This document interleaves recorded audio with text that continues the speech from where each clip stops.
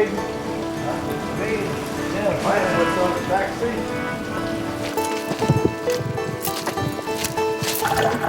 Moonshine goes to the very human instinct in man to get away with something. To get away with doing something illegal and not getting caught. And this right here is pure alcohol, 180 proof. It's addictive, kind of. Once you get it in your veins, it's hard to get it out. It took 6 years of prison for me to get it out. And that's the truth. My daddy, he was doing what he had to do. He made shine, keep his kids from starving, I guess, or send us to school and buy shoes for us. These people's names weren't Bugsy or Scarface. They were very nice, very respectable people. They saw the government as having made them a criminal. The whole town was involved in this whole thing of rum running. My father was never caught. He was shot up, but he was never caught.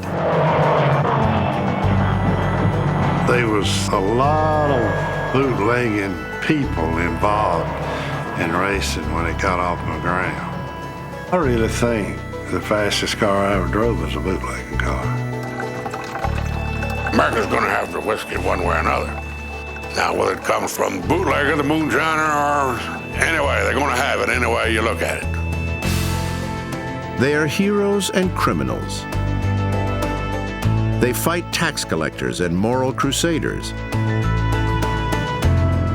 They sail the high seas and tear up the back roads. And they leave an indelible mark on the American spirit. They are the Rumrunners, the Moonshiners, and the Bootleggers of America.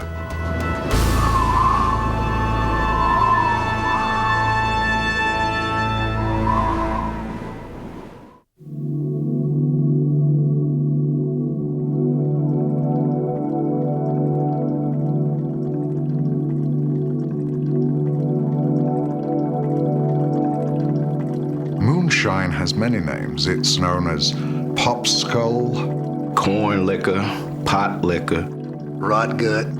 Panther's Breath, White dog. White lightning. White lightning. White Lightning. Whatever its name, moonshine whiskey is an American tradition. And today, the art of making this illegal spirit lives on in many pockets of the southern United States.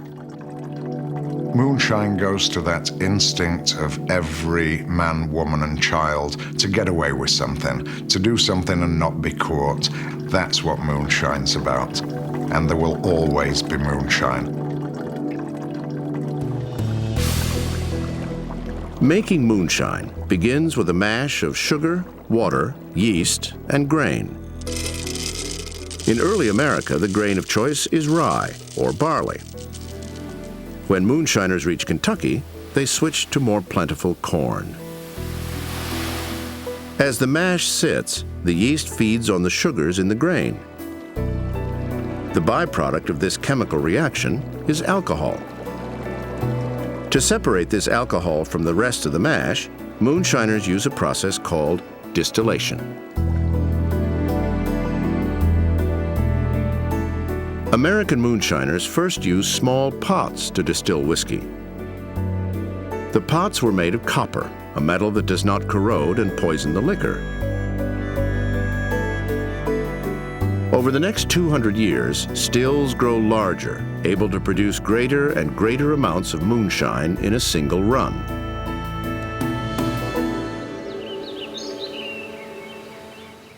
This backwoods distillery consists of 4 800-gallon black pot type stills.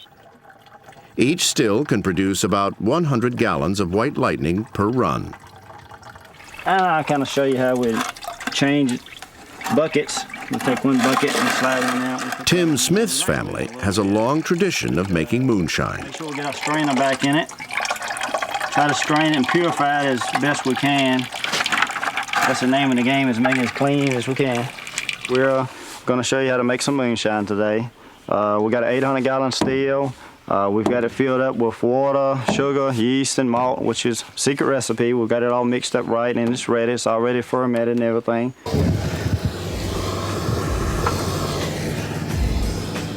Distillation works on a basic principle.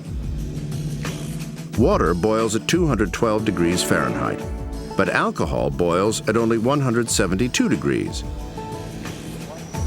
As long as the moonshiner maintains the still's temperature at around 172 degrees, only the alcohol will boil off.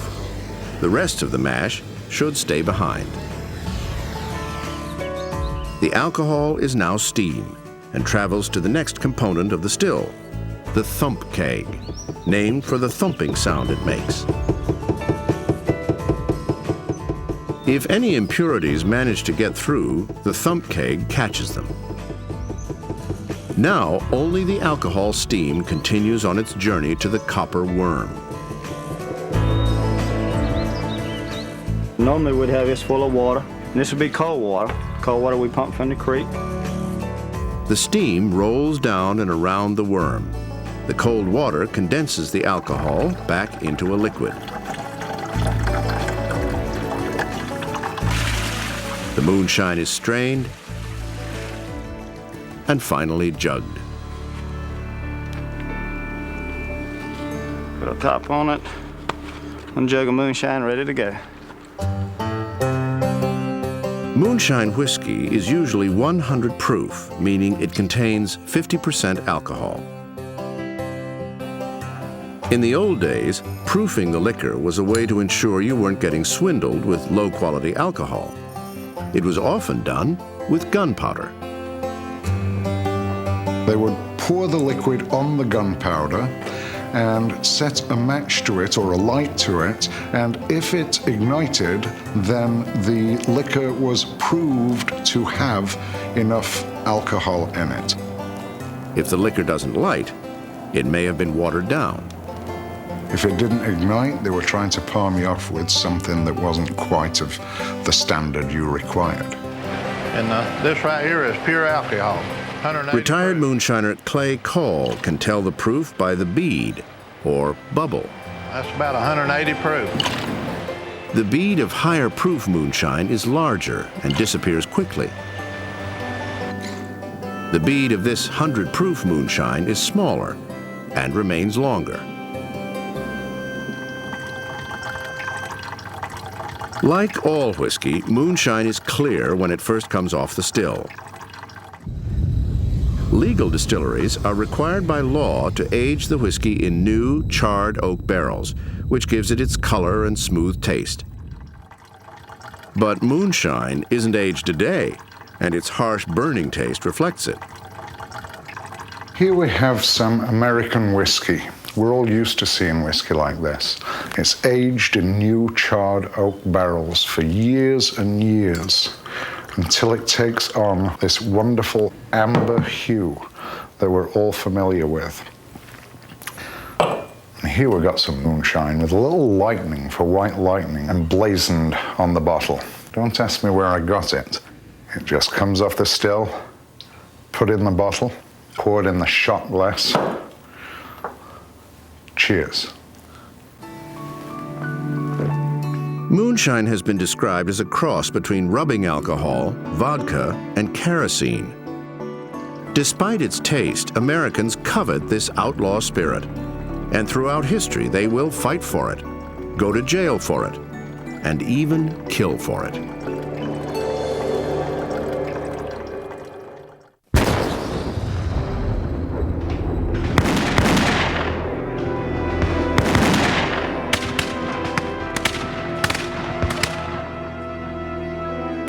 The American Revolution, a war fought against tyranny, oppression, and taxes. Taxes that turned our founding fathers into smugglers of illegal liquor. Our founding fathers resented taxes, and they defied the law. They would try to smuggle in almost anything upon which the king was trying to levy a duty. Americans are fundamentally defiant people. We don't like authority. There's a natural anti-authority element in our character, which is part of the revolutionary spirit. In fact, it was a colonial rum runner that helped inflame this American spirit of insurrection 8 years before the outbreak of war.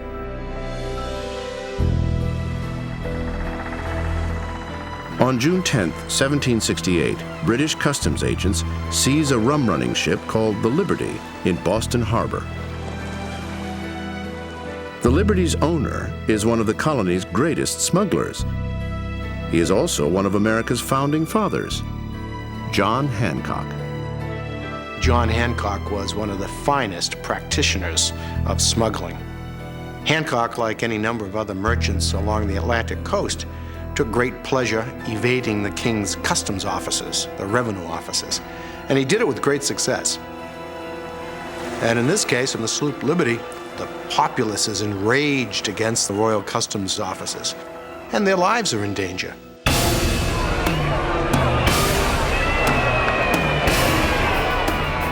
The Liberty's seizure quickly sparks a riot. Incensed colonists terrorize customs officers. They drag a British ship through town and torch it on the Boston Common. Just 3 days later, Hancock and the Sons of Liberty hold an emotional meeting at Faneuil Hall and plant the seeds of revolution.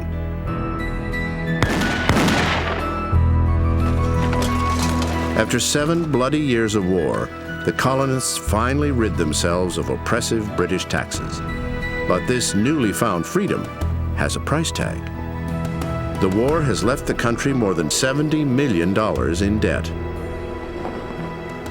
To raise the money, the country's newly elected leaders resort to the same taxes that Americans fought so vehemently against in the first place. Alexander Hamilton taps George Washington on the shoulder and says, "Excuse me, but we're a bit short of cash." And Washington says, well, that war cost us a lot, you know, and we've got to, get some money back to the people we borrowed it from. What we're going to do? Actually, it was Hamilton that came up with the answer. It's, let's tax distilled spirits. On March 3, 1791, the United States government taxes the production and sale of distilled spirits. And of course, the immediate response to taxation is you go out into the woods to avoid detection and you distill by the light of the moon. The American moonshiner is born. It is in western Pennsylvania where these illicit distillers are predominant. They are mainly Scotch-Irish farmers who use their whiskey as liquid currency for trade. Years before, many of the Scotch-Irish fled unfair taxes on whiskey in their native land. Now, faced with new American taxes, they rebel. They rebelled for a darn good reason. They rebelled because they didn't have the money to pay those taxes. Whiskey was their form of currency. Whiskey was how they paid their rent. Whiskey was how they bought a new frock for their wife. Whiskey was how they bought food. And so they didn't have the money. You can't tax us because we don't have any cash. I'm sorry, give you a gallon of whiskey if you want it, but no cash. Washington says, no, I need money. In the summer of 1794, the violence escalates. Nearly 5,000 moonshiners march on Pittsburgh, Pennsylvania. President George Washington calls out the militia. Washington's big worry was that the troops would not muster. And if the troops did not muster, he has lost his leadership ability and he will be seen as a failure as a president. It's a very big moment in American history, and it's a war against moonshiners. Heeding Washington's call, 13,000 troops arrive in Pittsburgh to quell the uprising. Severely outnumbered and outgunned, the Moonshiners hastily retreat, and the Whiskey Rebellion is put down with virtually no bloodshed.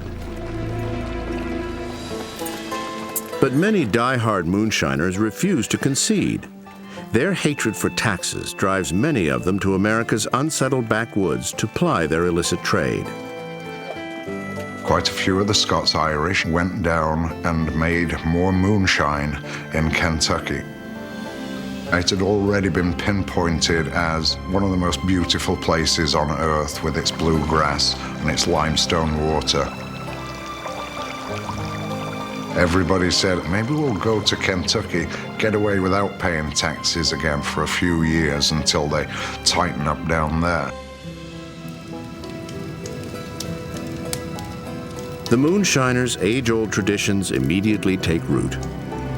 The southern backwoods becomes, and will remain, the moonshine capital of America.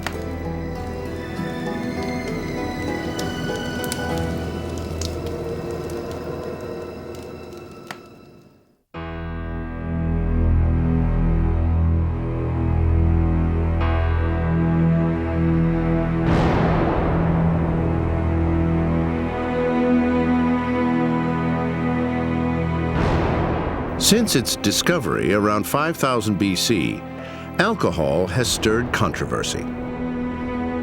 Moral crusaders consider it evil, and throughout history they try to temper its use or ban it outright.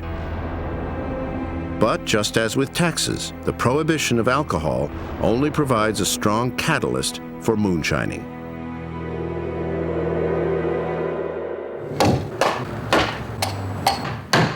One of the first major prohibition experiments in the New World occurs as settlers begin building the colony of Georgia.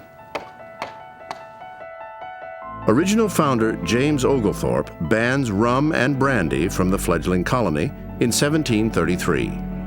Yet Georgia is far from dry. Settlers quickly construct illegal stills and smuggle rum by boat from neighboring colonies. They trade their illegal liquor secretly, sometimes hiding their contraband in their clothing or their boots. A person who sells illegal liquor is known as a bootlegger. Georgia is soon overwhelmed with rumrunners, moonshiners, and bootleggers, and the ban on alcohol ends after only 9 years. The lesson of this early prohibition failure will largely be ignored. Over the next 200 years, moral crusaders will try to completely eradicate alcohol from the country. But they will only succeed in driving moonshining to new heights. The next major prohibition experiment is ignited in 1851 by a 5'2" moral crusader nicknamed the Napoleon of Temperance.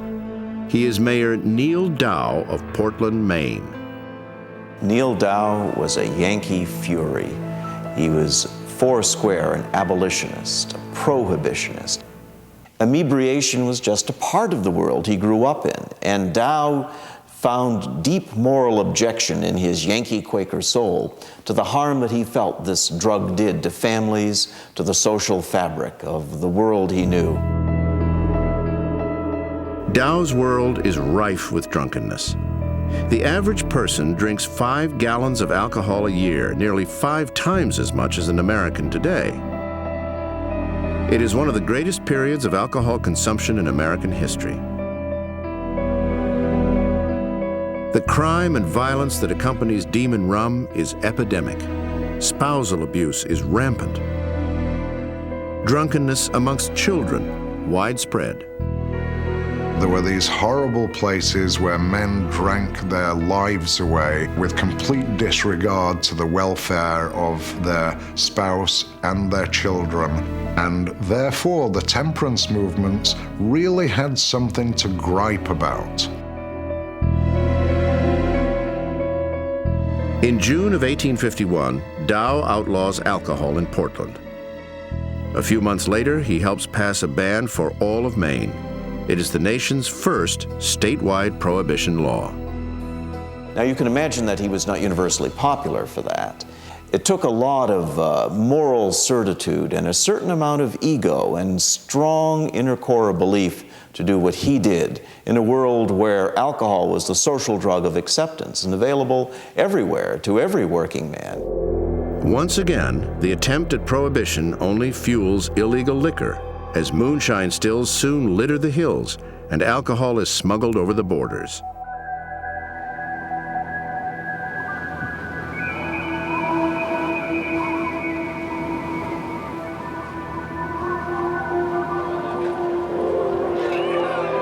On June 2nd, 1855, a mob assaults the City Hall in Portland.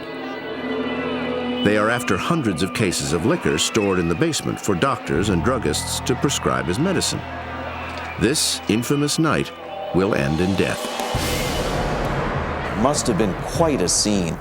More than 1,000 shouting, angry men bearing torches and battering rams and crashing up against the walls again and again until finally they broke. Neil Dow gave the order to fire.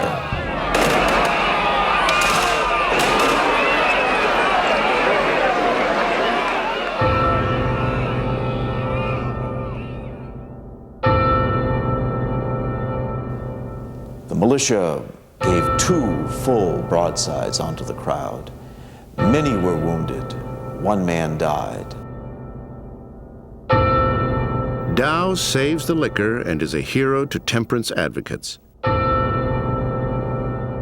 But the bloodshed at the Portland rum riot foreshadows the violence the country will witness as the moral crusaders march on.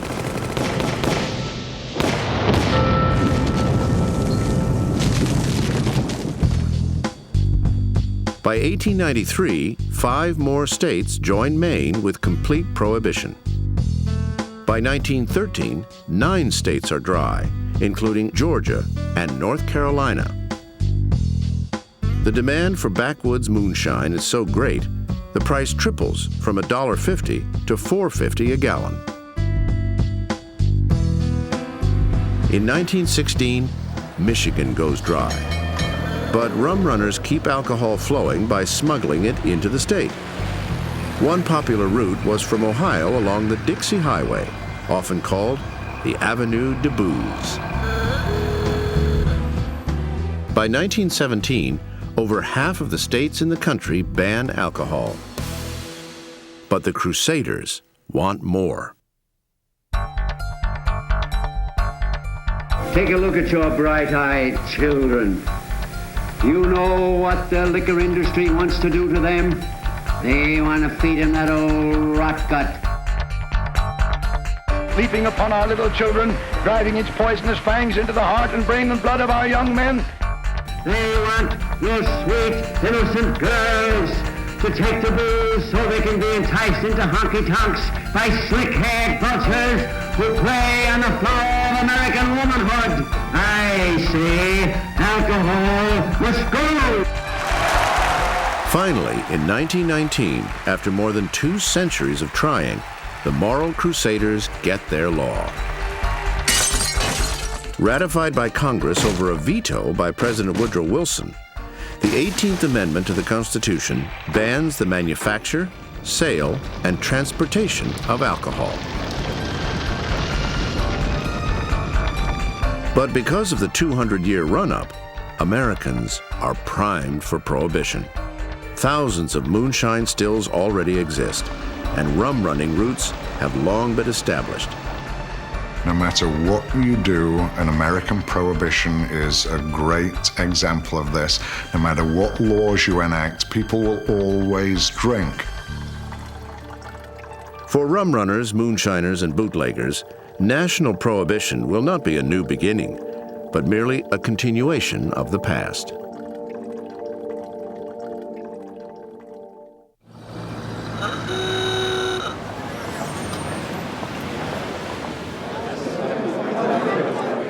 At 12:01 a.m. on January 17, 1920, national prohibition begins.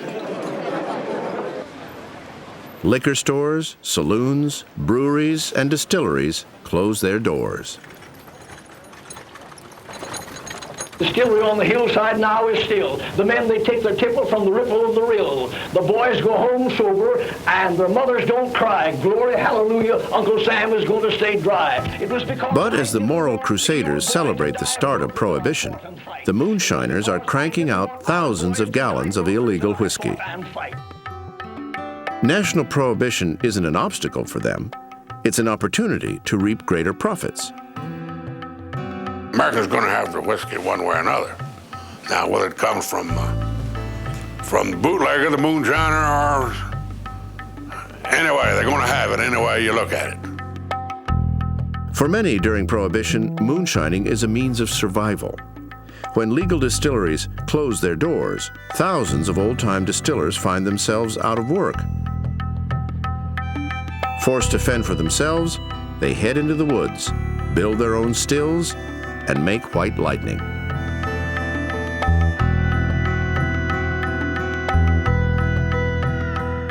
One day you're a distiller, the next day you're a criminal. They had large families. The way of making money was gone.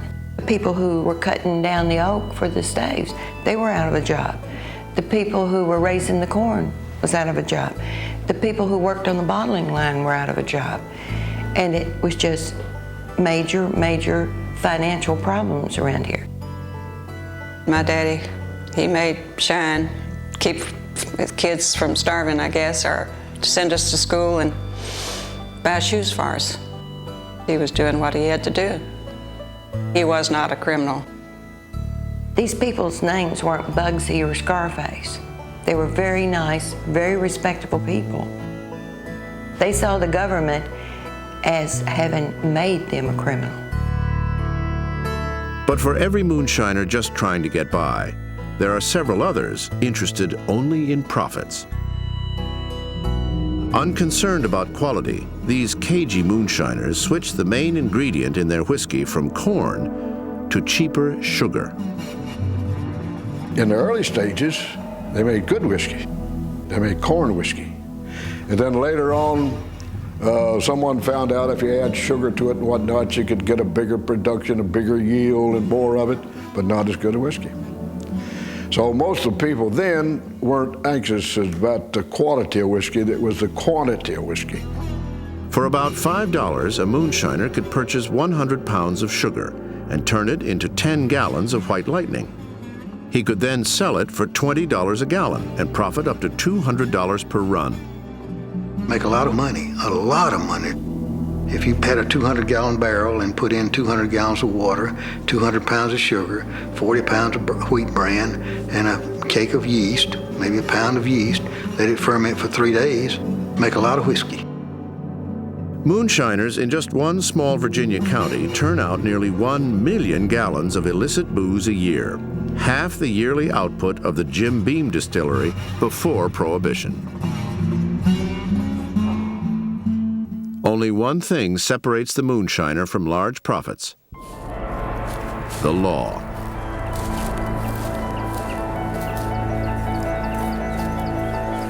The monumental task of policing the nation falls on 1,500 federal agents of the Prohibition Unit.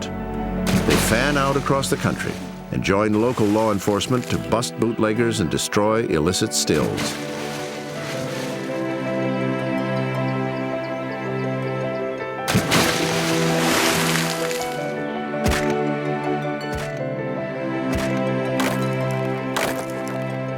But these agents are poorly paid, and many are seduced by the lure of moonshine money. Corruption is rampant. The salary was $1,800 a year when Prohibition started. They could get $500 a day for calling in on a certain specified day sick. So in 4 days, they could make their yearly salary. It was kind of a tongue-in-cheek type thing. You could go to a blind pig in Detroit, and you'd see the Prohibition agent and his favorite blind pig, and he had he'd have a summer home and a winter home, and drive a Cadillac. It is estimated that the few honest Prohibition agents are only able to apprehend about 5% of the 800 million gallons of illegal liquor flowing through the country every year.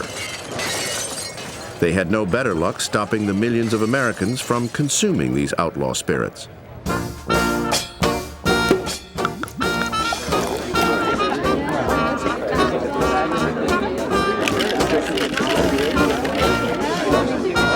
Americans drink in illegal saloons called blind pigs and speakeasies, where jazz booms and the Charleston is all the rage.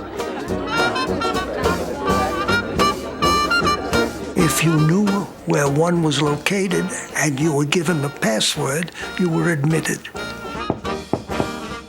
You say, Joe sent me. You'd knock on the door and say, Joe sent me. And after you were admitted, whatever you could afford to pay for was there for the asking. It was romantic because you were breaking the law.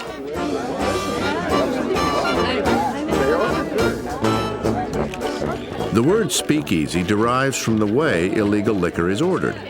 To the bartender, keep your voice down and speak easy. During the Roaring '20s, speakeasies are the settings where rebellious youth fight a revolution in morals and manners. They are young soldiers returning from World War I, joined for the first time in the saloons by women. Women who were not allowed in the vast majority of saloons prior to Prohibition are welcomed with open arms into the speakeasies.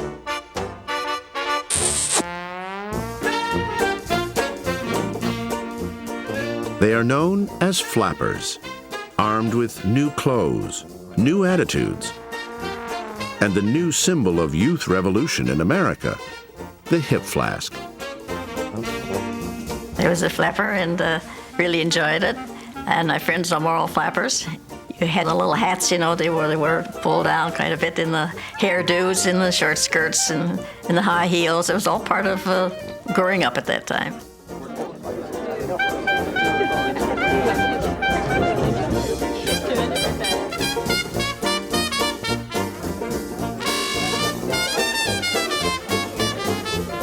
It was kind of a nice age for young people especially. I mean, the group that I was running around with, it was exciting to go to Blind Pigs, although you weren't supposed to. But anyway, we enjoyed it. And you were always wondering, well, will this place be raided? Will my folks find out about it? Prohibition agents are always on the prowl trying to bust speakeasies. But many of these secret saloons devise brilliant ways to get around the law. This is Claudio's restaurant in Greenport, New York. Claudio's is built on the edge of a pier. At low tide, boats laden with illegal liquor slide onto the restaurant and unload their bounty.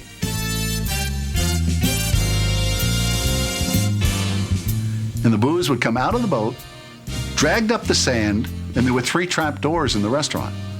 One was in the back that you could offload the booze straight up into the back, out the back door, into the trucks, gone. A second was in what is now the men's room, which is a very small room with no doors. And the booze would go up inside the trap door in that little storage room when there was no truck left. And the third still exists today.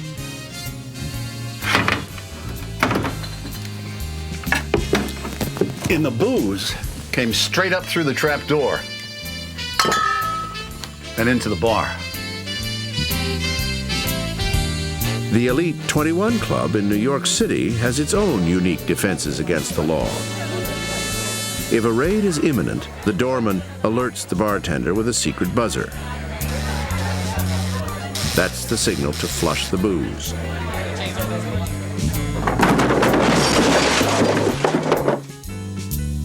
In addition to collapsible shelves, the 21 Club has secret passages and fake walls. In the basement, this brick wall is actually a door. It only unlocks when a long metal key is inserted into a tiny crack, giving way to the club's liquor vault.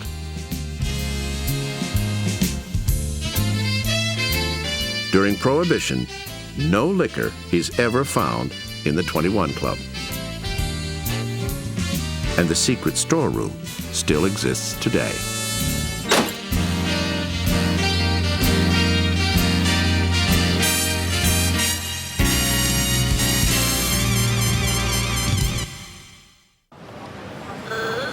In elite speakeasies like the 21 Club, high-quality liquor flows. But bad booze infiltrates many secret saloons. To increase profits, many unethical bootleggers take a bottle of good liquor and cut it into 2 or even 3 bottles. Liquor that had been altered like this is sometimes called monkey rum. Small-time bootleggers mix alcohol with flavorings in their bathtubs and create bathtub gin. Another problem is an army of amateur moonshiners. There were many bad moonshiners out there who didn't care what they put in their illegal hooch. Substances such as embalming fluid were used to give an extra kick to that whiskey, or what they were calling whiskey. People were dying from these ingredients. During the first year of Prohibition, over 1,000 deaths are attributed to poisonous liquor. Within 5 years, that number quadruples. In 1927, a survey of all the booze that was taken by the revenue agents, they discovered that 98% of it contained poisons of one form or another.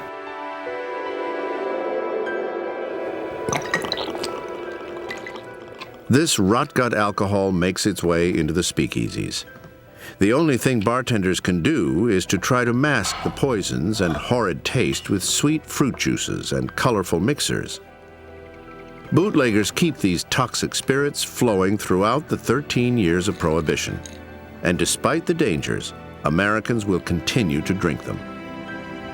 Now it's palatable. It will get you high. It won't taste great, but it's all we got. Enjoy.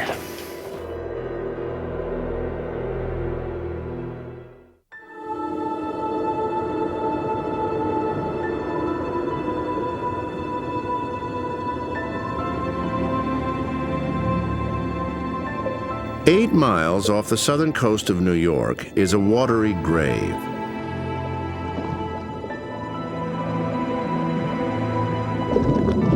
These are the skeletal remains of an 84-foot tugboat called the Lizzie D. In 1922, she went down carrying a treasure of illegal alcohol.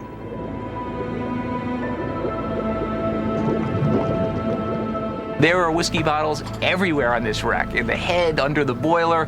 Every single place that they had room for a whiskey bottle, they put whiskey bottles. By penetrating down inside her and digging into the mud, they're still able to recover some of these bootleg whiskey or Prohibition whiskey bottles.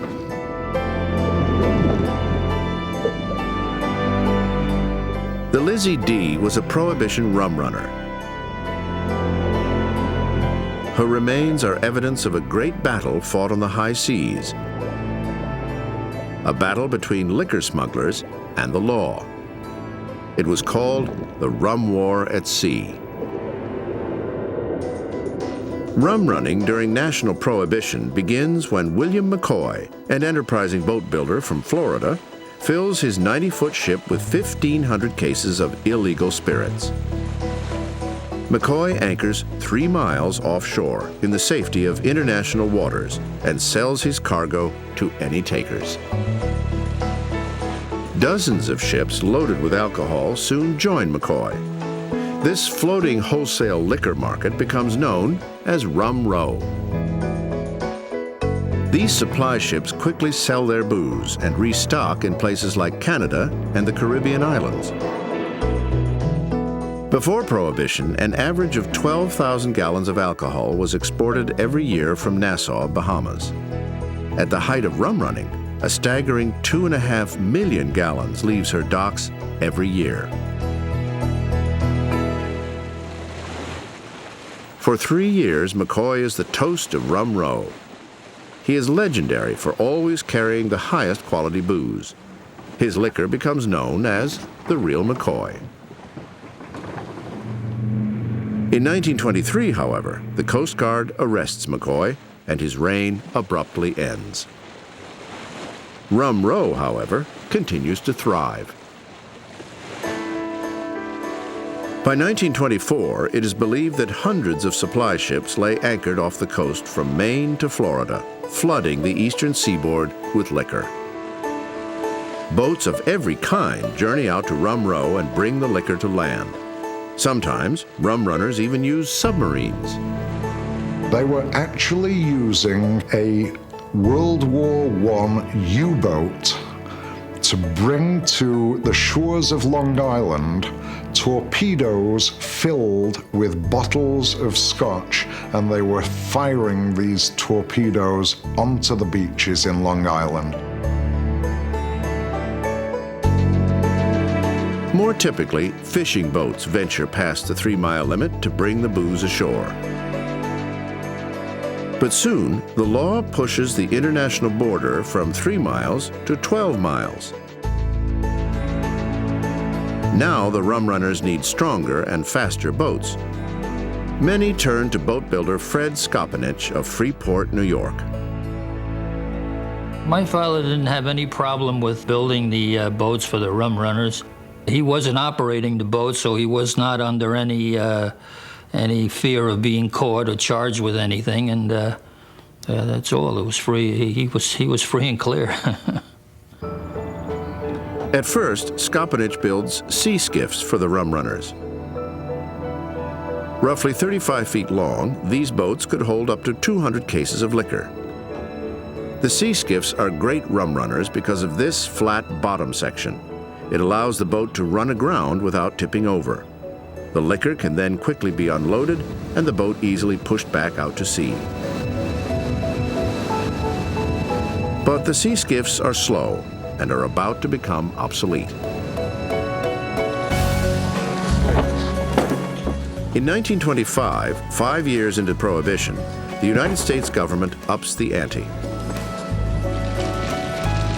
They appropriate $14 million to beef up the Coast Guard's meager fleet.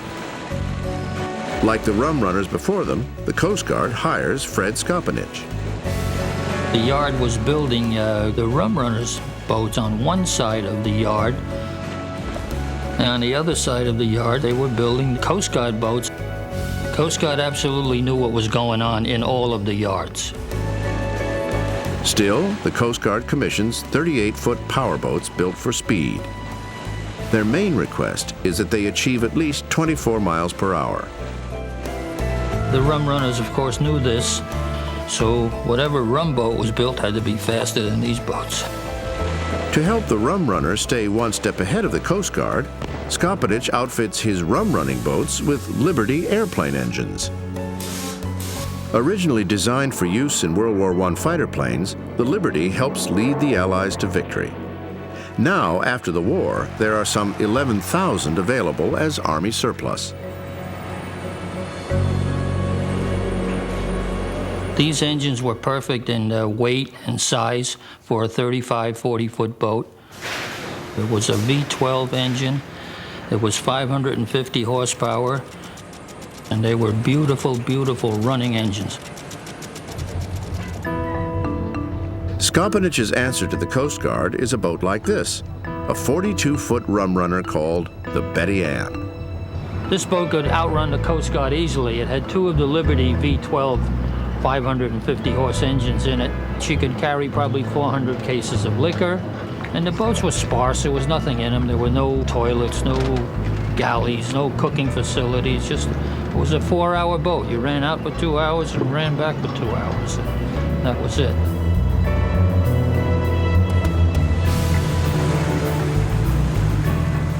Beyond speed, rum runners add smoke screens to elude capture.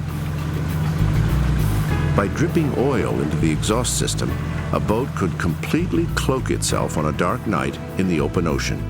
If you were running at night, if you put a little smoke in the air, the Coast Guard boat behind you couldn't see you no way. It was like drawing a curtain across.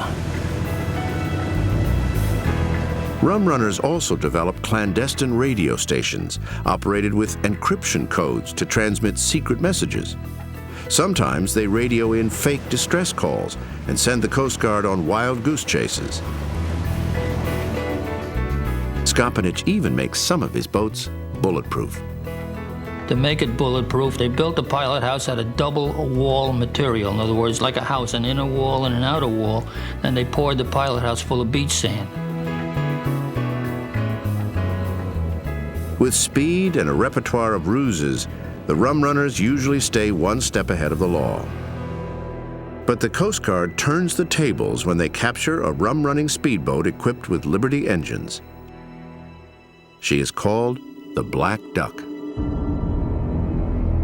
The Coast Guard mounts a machine gun on the bow of the Black Duck and goes after the Rumrunners. They will soon have an epic showdown with a fisherman turned rumrunner named Carl Ryder, captain of the notorious Artemis. My father was becoming a nemesis to the commander over New London. The commander took it on as a pet project that he was going to catch the Artemis come hell or high water. It was actually August of 1931. They had gone out and loaded up from a Canadian boat as usual. As he was coming in, all of a sudden, the machine gun that was mounted on the front of the Black Duck just opened up on him. And they started just filling the boat with bullets. Carl Ryder claims the Coast Guard opened fire unprovoked. The Coast Guard claims Ryder tried to ram them. Yulie Fiedler, then 21 years old, was on shore, ready to unload the illegal liquor. I was waiting on the beach with the unloading gang for the Artemis to come in, and we heard all this damn shooting down there. We didn't know what the hell was going on, all that shooting and the lights flashing down the Orient. You could look practically, you could see it right straight along the beach. They shot Johnny Johnson, his mate, right through the head. And then he put it right into the pilot house and shot the spindles of the wheel right out of his hand. And he looked down at the sulfur from the bullets. It made him dizzy. He looked down and his compass was spinning around. And he fell back and he put his feet up on the wheel. Steering with his feet, Carl Ryder rams the Black Duck. He then zigzags his boat toward shore with the Coast Guard on his tail continuing to fire. Soon the Black Duck begins to take on water, and she is forced to give up the chase. She limps back to shore, and the Artemis heads home. My father was able to get the boat into Orient. He slipped it between two rocks, and there he felt it would be well hidden from anybody who was looking for it. The next day, daylight, airplanes come looking for that boat, and they couldn't find it because they had it covered up with branches, and they started stripping her, taking out the motors, parts of the motors and stuff like that, and they had her covered up. And the Coast Guard looked and looked for that boat, and they couldn't find it. The illegal liquor is unloaded on the beach. Carl Ryder and first mate Johnny Johnson are taken to the hospital in critical condition.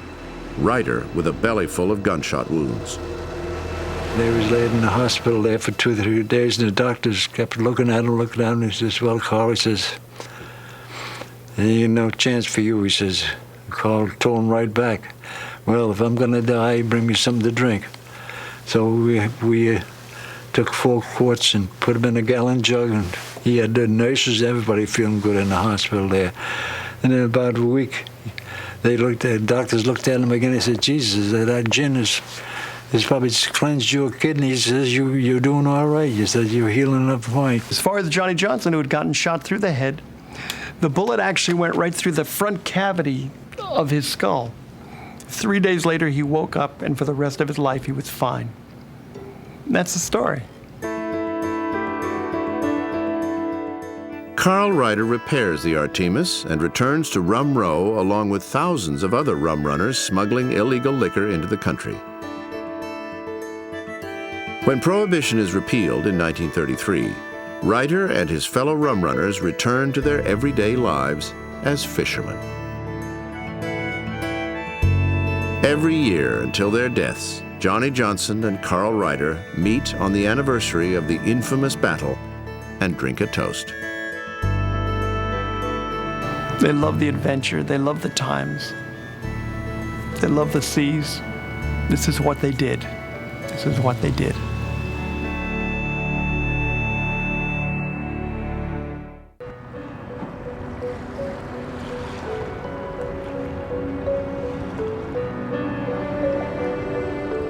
The Detroit River, a narrow waterway that separates Detroit, Michigan, and Windsor, Canada, in some places by less than a mile.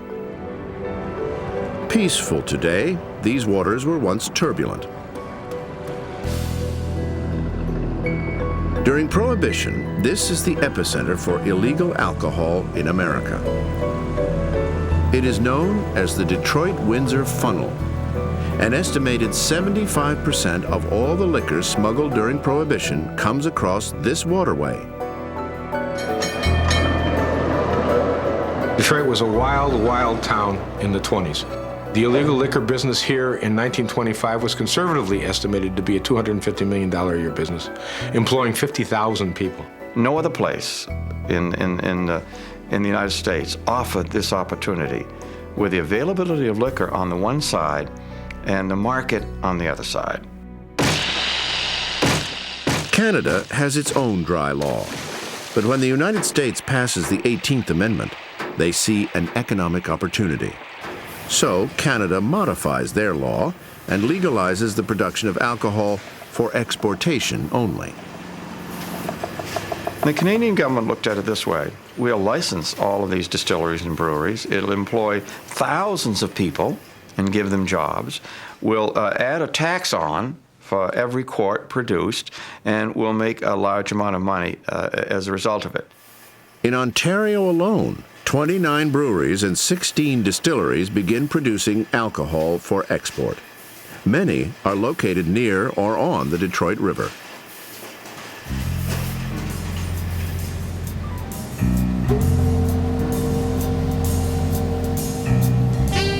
The Windsor side of the river was lined with export docks, so you went over there in a rowboat and said, I'd like to get 50 cases of Canadian Club. So they give you the 50 cases and they say, where's your destination? You'd say Cuba. When you left the dock, nobody cared where you went. Boats deliver a constant stream of liquor to Detroit. In the winter, a frozen river makes it even easier to get to Canada. People did all kinds of things. They bought $5 jalopies, Model Ts, and they took the doors off the side and they ran them across in areas where the Detroit River used to freeze over. Some of these people would even carry 12-foot or 15-foot planks, if you can imagine, and actually try to drive the car from one ice floe to another. It was just a completely insane atmosphere. People would do anything to try and get booze over here. Automobiles were redesigned, rebuilt, so there were places now to store liquor. Trucks had separate compartments underneath the cartage area.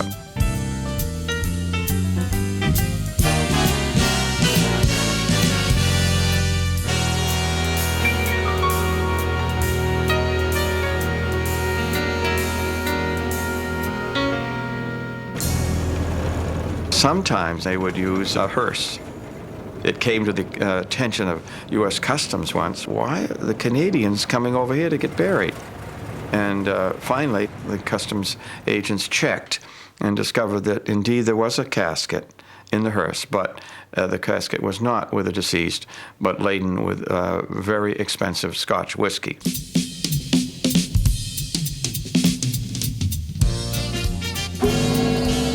The passenger ferry crossing the Detroit River provides ample opportunity for everybody to get into the smuggling game. This is Nell Rhodes. In 1931, she modeled the fine art of smuggling liquor in hot water bottles for the Detroit Times. They were filled with alcohol and placed like suspenders across the shoulders and down the back underneath her coat, usually women. And after making several trips, they made quite a bit of money by bootlegging that way. It was on an individual basis. The average annual salary in the 1920s is less than $2,000 a year. Many rum runners could make that much in 2 weeks. But this is nothing compared to what big-time bootleggers bring in. George Remus, a lawyer turned bootlegger, is reported to have made over $80 million during the first 2 years of Prohibition alone. Joseph Kennedy is believed to have made much of his fortune exporting alcohol from Canada during Prohibition, financing a dynasty that culminates with his son's election to the White House. But possibly nobody benefits more from Prohibition than the gangster.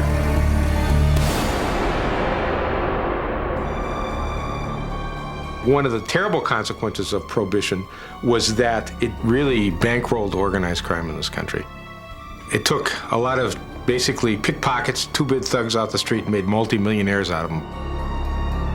It is blood money that lines the mobsters' pockets, spilled by thousands who suffer grim and untimely deaths at the hands of men like Dutch Schultz, Bugsy Siegel, and Al Capone.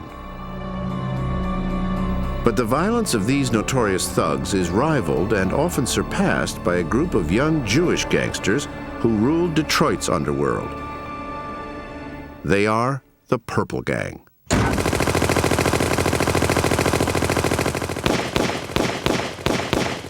The Purple Gang was a very violent, high-profile group of mobsters that basically were very heavy on muscle and very light on brains. They were totally, completely ruthless. The Purple Gang is led by the Bernstein brothers, the sons of honest, hard-working immigrants who came to America in search of a better life. But the Bernstein boys have other ideas of how the American dream should be attained. The Purples did not make their reputation as Rumrunners, they made their reputation as hijackers and strong-arm men. If they were out to kill somebody, they'd walk into a crowded restaurant or a crowded theater or wherever and find the person that they were looking for and shoot them, and maybe shoot 2 or 3 other people in the process that just happened to get into the way.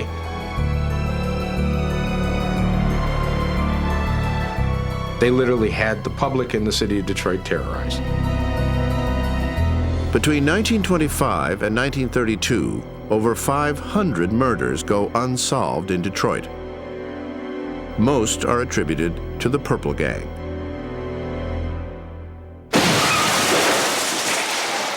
From hijacking liquor, the Purples extend their violent reach and muscle in on Detroit's speakeasy business. Seize control of the illegal distilleries and distribution throughout the city, and take over the river and control the movement of alcohol from Canada.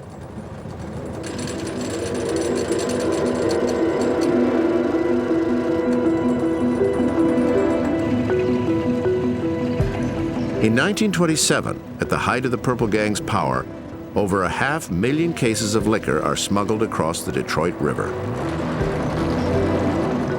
Typically what they would do is when they would get a bottle of Canadian liquor, they would cut it. They'd make 3 or 4 bottles out of it. And there were cutting plants all over the city. It was just a process of watering down the alcohol, adding coloring to it, adding a few other different types of chemicals to make it look like the real thing, and then putting tickets on it, which were false labels. The Purple Gang distributes their liquor to gangsters throughout the entire country. One of their customers is none other than public enemy number 1, Alphonse Scarface Capone. A Brooklyn, New York native, Capone heads west in 1921. He quickly takes over the illegal liquor trade in Chicago and rules the town with a combination of brutal savagery and shrewd marketing. Next, Capone sets his sights on Detroit. Capone was a very astute businessman. And in 1927, he came to Detroit with the idea of opening up a franchise. And he sat down and had a meeting with the 4 Bernstein brothers, and they essentially told him that river belongs to us. Anything that moves across that river, you either deal with us, or you just don't have any business in Detroit. So Capone realized that a gang war with the Purples here in Detroit was a losing proposition.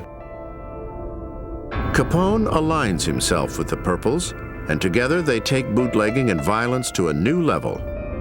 Their brutality culminates in one of the bloodiest slaughters in Prohibition history.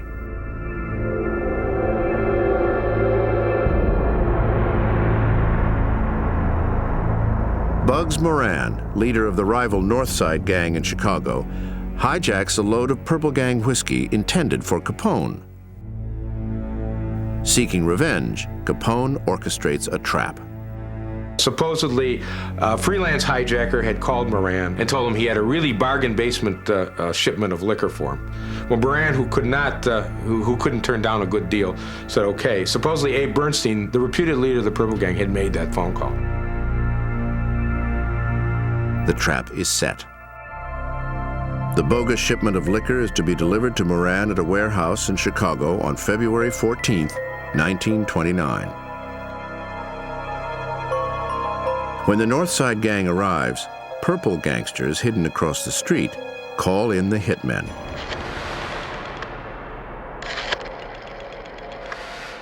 Disguised as police, the killers enter the warehouse pretending to raid. As they line the North Side gangsters against the wall, 2 additional hitmen enter the warehouse with Thompson submachine guns and open fire.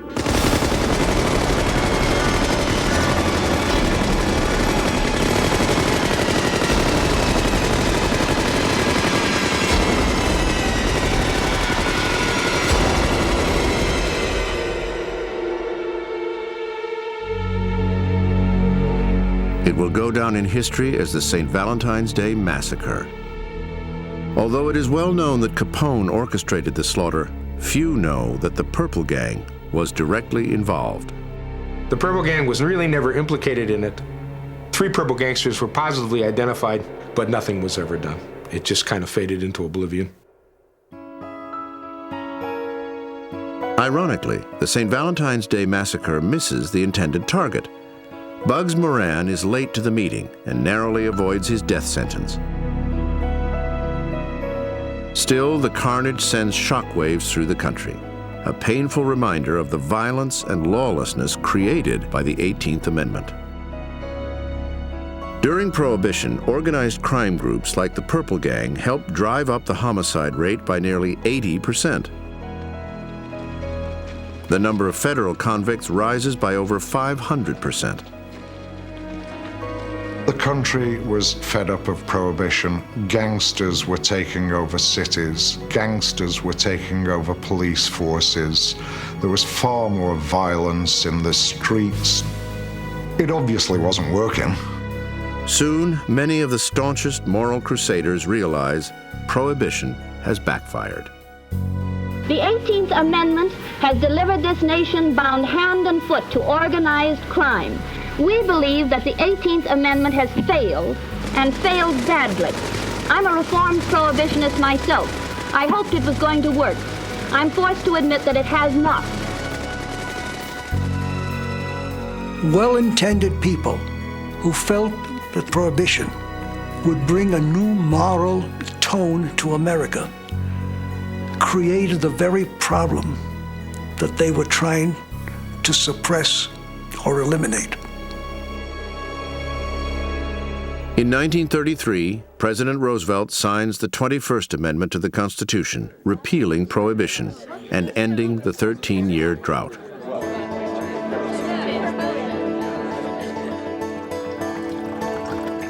But illegal liquor in America will not disappear. A combination of local dry laws and the return of taxes provide the fuel that keeps white lightning flowing. By the light of the moon.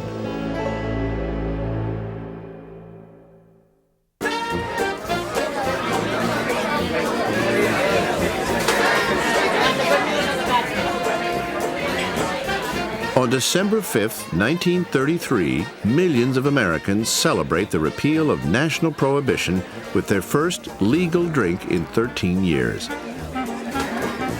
But illegal liquor keeps a strong foothold in America.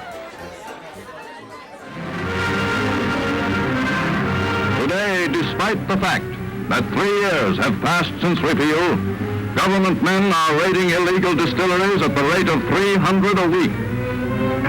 And despite all the government seizures, it is estimated that nearly a half of all the liquor sold in the United States comes from bootleg stills. The Moonshiners thrive because many states keep local prohibition laws alive. Mississippi is the last to lift its ban in 1966. In states that repeal their dry laws, newly levied taxes on beer, wine, and spirits provide even greater fuel for illegal liquor. From 1934 until 1944, the federal tax on distilled spirits climbs from $2 a gallon to $9 a gallon. With every tax increase the government imposes, the demand for moonshine grows. And with the country in the grips of the Great Depression, many in the rural South find the high profits reaped from selling moonshine too great to ignore. Back in them days, it was really a way of making a living, feeding your children. And so if you paid the taxes, you could make it. If you paid the taxes, you couldn't make any money. This is Junior Johnson. In the late 1800s, his family settles here in Wilkes County, North Carolina. They immediately begin moonshining. By the time Junior is born in 1931, the family's moonshine operation is enormous. In 1935, when Junior is just 4 years old, his father is caught with 5 large stills and over 7,000 gallons of white lightning hidden throughout the house. When they caught him with the house full of whiskey, you couldn't get to the beds and get in the beds without crawling over top of it. Junior's father is imprisoned 5 times in his life for moonshining, but that does not stop him from recruiting his youngest son. Junior begins helping his father at the still site when he is only 14 years old. But soon, a different side of the illegal liquor business seduces him. When he is 15, Junior hits the road and becomes a moonshine hauler. Thriving on danger and speed, moonshine haulers soup up cars, load them with white lightning, and try to outrun the law. They race through the dead of night at speeds as high as 150 miles per hour. A lot of people didn't know how to drive a car or scared of a fast car. Stayed in the manufacturing side of it. You had to be aware that you was taking a big gamble when you left out. This is more dangerous. You took a chance on wrecking and kill myself or killing somebody else. Despite these dangers, Junior embraces the thrill of the chase. He typically leaves at 11 p.m. and makes up to 5 runs until sunup. Junior earns as much as $500 a night. Junior Johnson's car of choice is the 1940 Ford Standard, an ideal liquor car because it can carry 22 cases or 120 gallons of white lightning at a time. But the Ford's modest 80 horsepower engine isn't powerful enough to help moonshiners outrun the law. So the haulers become mechanics. If you understood the engine and you could put the horsepower in that you need to put in it, then the revenuers did not have a chance of catching it. The moonshine haulers head into their shops and modify the Ford's engine. When they've pushed it to its limit, they replace it with a more powerful engine. This is what they call a flathead Ford, and that's pretty basics. If you want more speed in an engine, you go to this car here, and it has overhead cylinder heads. Your overhead valve cylinder head is a tremendous gain as far as horsepower is concerned. Overhead valve cylinder heads increase the size of the combustion chamber and can double the amount of horsepower an engine produces. Carburation is another place you get a lot of gain. If you want to get more power beyond that, you go to a turbocharger or a supercharger. The turbocharger and the supercharger each drive extra air into the engine and adds at least 100 more horsepower.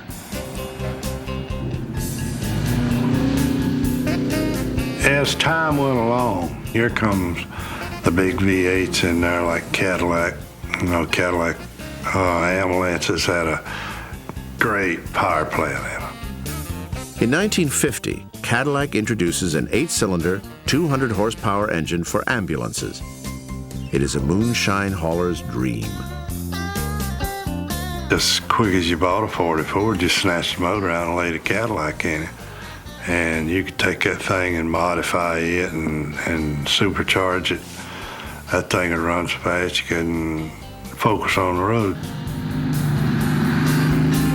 As bootlegging booms, another high-speed, action-packed world quickly attracts many of the moonshine haulers.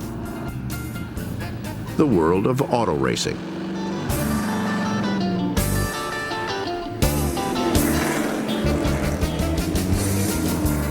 In 1947, stock car pioneer and promoter Bill France Sr.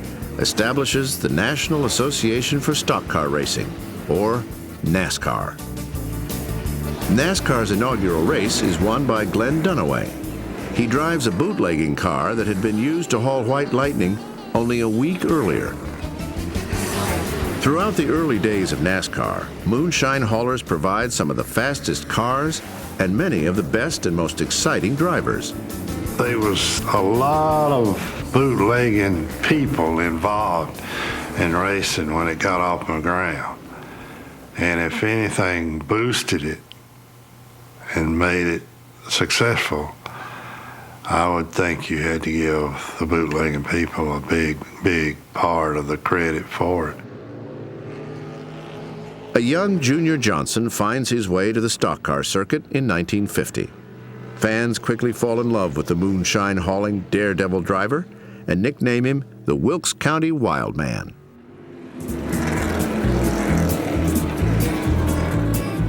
With years of experience hauling moonshine at blistering speeds, Johnson quickly finds success on the track.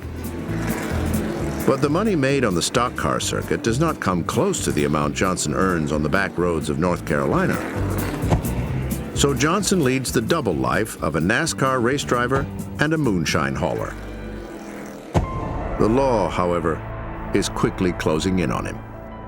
I was beginning to hear that the revenues had a bounty out on me. You know, for enough money, you might get somebody to run their mouth. In 1956, Junior Johnson signs a NASCAR racing contract with the Ford Motor Company.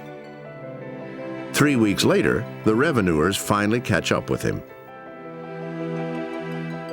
Not on the road, but at his father's still.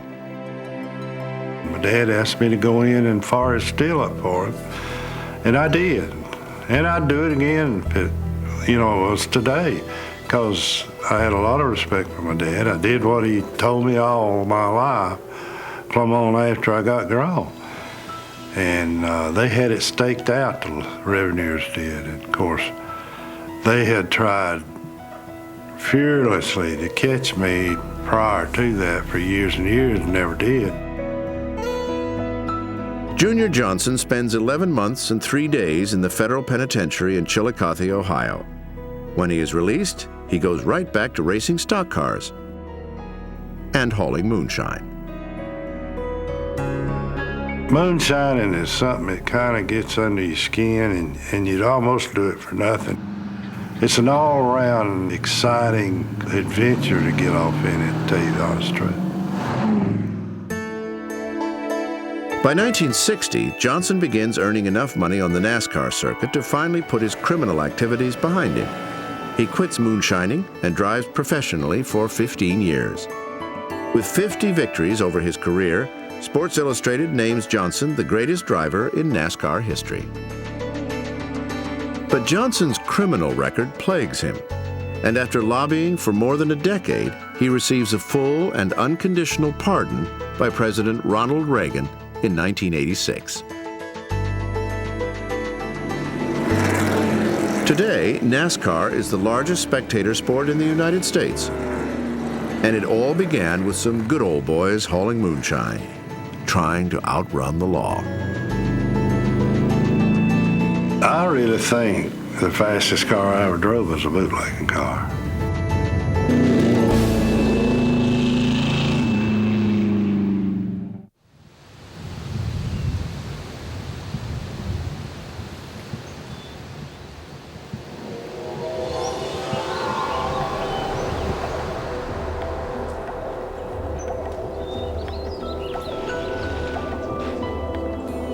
In the United States, unless you obtain a federal tax license, you can't make liquor, period. You can make wine, you can make beer, but you can't make liquor. The Moonshiners are our adversaries. You don't want to pay any taxes. They're not going to pay any taxes if they can help it. We use any means necessary that's legal to focus our efforts on trying to get these guys.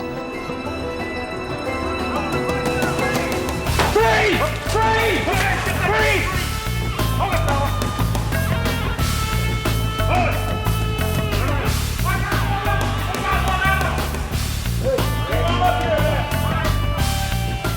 They are the Moonshiners' arch enemies.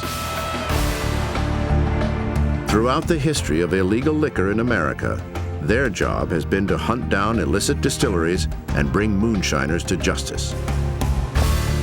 They are the revenuers. After we bust a still, we go anything. We chop it with an axe. We've used torches to cut it with. I've run over it with a bulldozer and dug a hole and buried it. For many years, we used dynamite.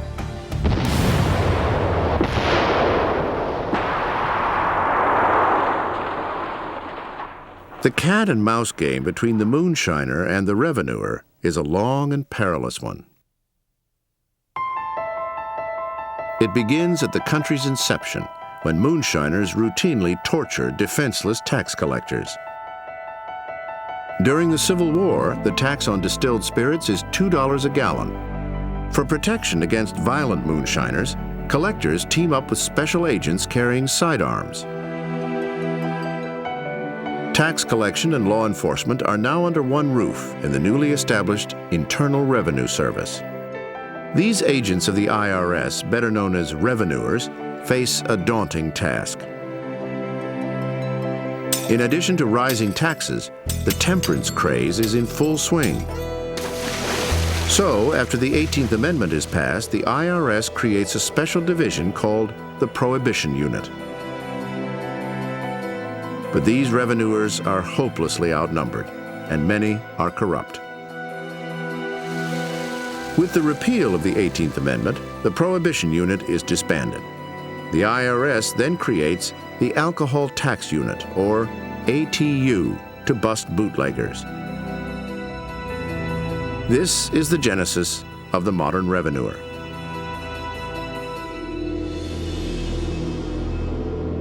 One standout ATU agent is William Henderson.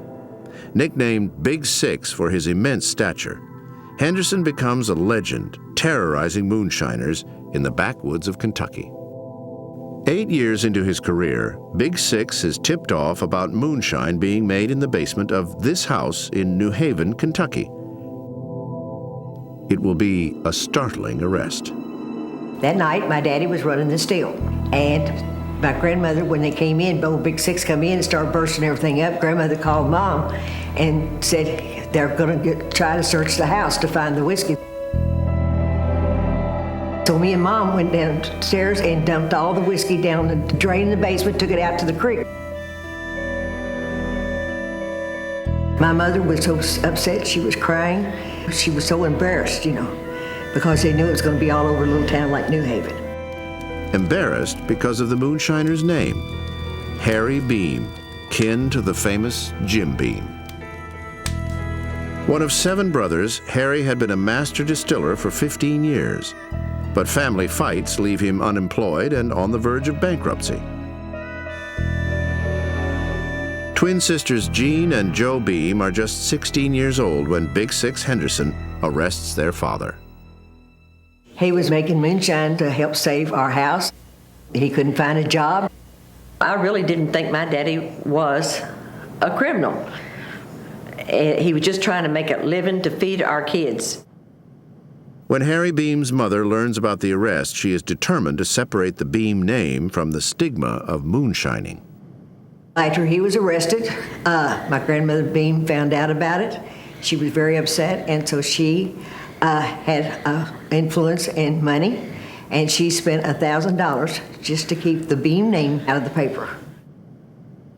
The fact that Harry Beam was caught moonshining has been kept a family secret for more than 50 years. His arrest is just one of nearly 6,000 that Big Six Henderson notches during his 28-year career. In 1972, the ATU becomes the Division of Alcohol, Tobacco, and Firearms, or ATF. Over the past 30 years, the ATF has continued the fight against bootleggers and lost taxes, but they also battle another menace: toxic moonshine. If I brought you a glass of water and I said, here's a glass of water, and I want you to drink this glass of water, but I want to tell you what's in this glass of water before you drink it. Now, I just saw a cow walk through a field, and I just saw the cow go through where this water just came out of and do his business in that same field. I just saw this ran out of a truck radiator, but here's your glass of water, feel free to drink it. I don't think anyone out there would actually want to drink that water. And that's being mild to some of the things that have been found in illegal liquor stills. You find rats floating in the mash, you find birds in it, and all kind of things, and it's not the cleanest in the world.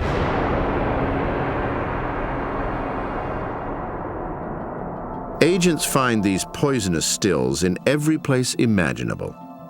Built and camouflaged into the side of a mountain, agents discover this illegal distillery. Here, another still is constructed underground. This one is hidden beneath a fake cemetery. Even an abandoned school bus is transformed into an illicit distillery.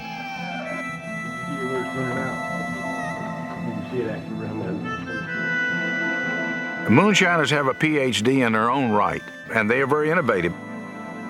They're carpenters and they're mechanics, and they make up the workforce out here just like anybody else does, but on the side, they're doing something else, and it's happening. As the moonshiners become more creative, the revenuers must devise new tactics.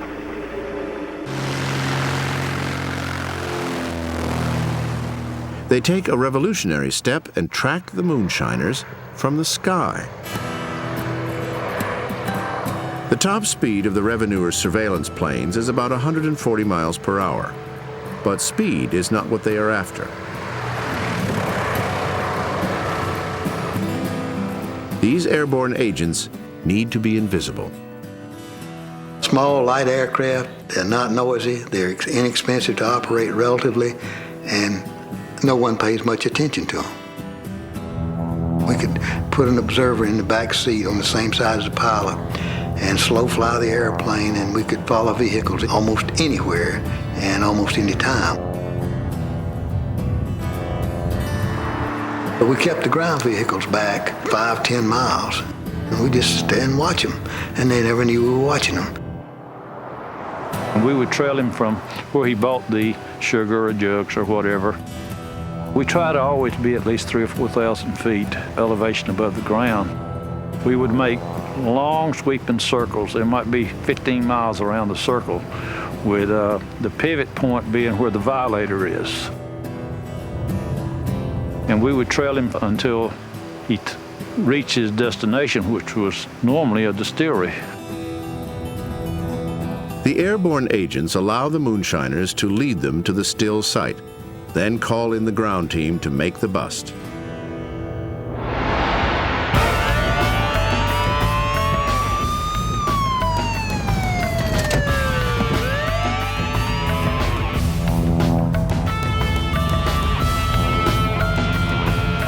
During the first 5 months that Agent Charlie Weems leads the airborne operation, the ATF locates 76 illicit distilleries.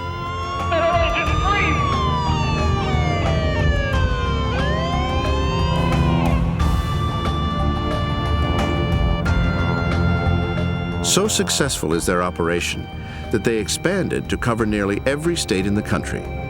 It takes the moonshiners 10 years to finally realize there is an eye in the sky.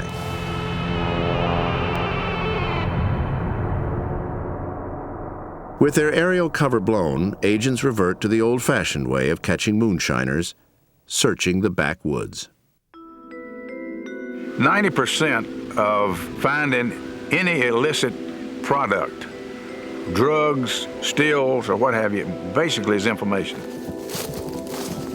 If you don't have information, you better be looking for some. You better be looking in the woods. You better be walking the creeks.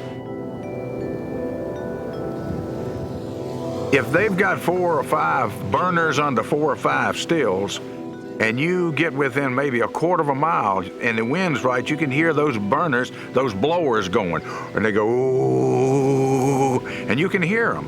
And you also get the whiff of that sweet smell that's going through an aroma that's going through the woods, and you can smell it for a long distance too.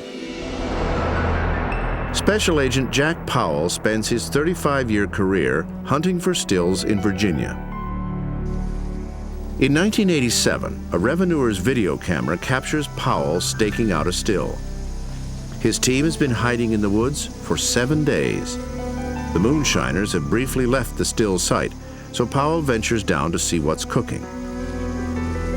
First, you got to locate the illegal distillery, and then you've got to check the mash to make sure when it may run. In black pot type operations, it usually takes about a week for it to ferment. Powell discovers a 10,000-gallon still. He tastes the mash to determine how much longer it needs to ferment. He'll leave the site and launch his raid when the Moonshiners return to distill, nabbing as many as possible. Then, Powell destroys the still.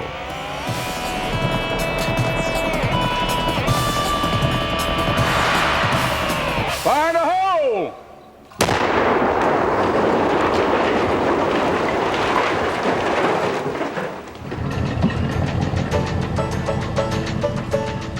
At the dawn of the 21st century, moonshiners continued to ply their craft in the backwoods. We all have the impression that we're looking at Snuffy Smith who's sitting with a corncob pipe out by a little liquor still. We're not talking about that type of activity. Modern day moonshining is about greed and money. How many dollars can you put in your pocket the quickest way possible without getting caught by law enforcement? Paul Henson is the face of the modern moonshiner. Henson is only 13 when he is initiated into the moonshine business in rural Virginia. By the time he is 17, he runs his own operation. When he is 20, he is busted. I didn't do any time. Pulled the 3 years probation. They just kind of slapped me on the wrist, you know, and I kind of walked out the courtroom laughing, more or less, and right back in the woods. It didn't even faze me. In 1993, when he is 28 years old, an emboldened Henson